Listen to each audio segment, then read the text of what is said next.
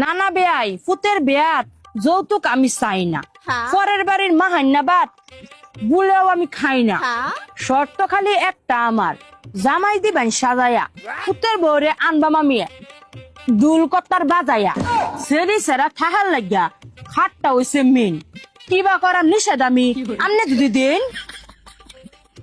লেপ তো সকার দুইটা বালিশ, সাইডরও তো দরকার, এটা লো আবার করছে নিষেধ বাংলাদেশের সরকার। আমি কিন্তু চাই না কিছু, আমার কি কম আছে? আমনে কেমনে মুখ দেবেন এই সমাজের কাছে?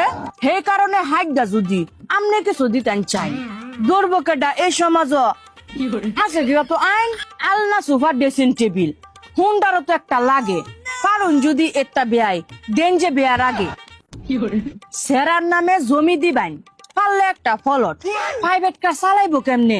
রাস্তার যে জামজট, হের পরেও প্রাইভেট কারটা যদি দেন ছেড়াটার নামে, আপনার একটু সুনাম বেয়াই পারবো দেশ গ্রামে। নগদ টেহা দিলে দিবেন, না দিলে তো নাই। পঞ্চা বিয়াই একটা জিনিস আমরা আবার কিবা চাই? পুত্রে আমার ছেড়ে দিবেন, এটাই তো বেশি দাবি দাবা লয়ে আবার করতাম কেলিগারে সারেসি 25 ভরি স্বর্ণ যদি দেন ছেড়িডার গাও, ফেরার বেলা আমনে যেহেতু কামে লাগবো যাইতো না তো ফাও। আমি কিন্তু চাই না কিছু, মনটা যদি লয় নিজের যে নামে দিবেন যাইতো না তো খয়।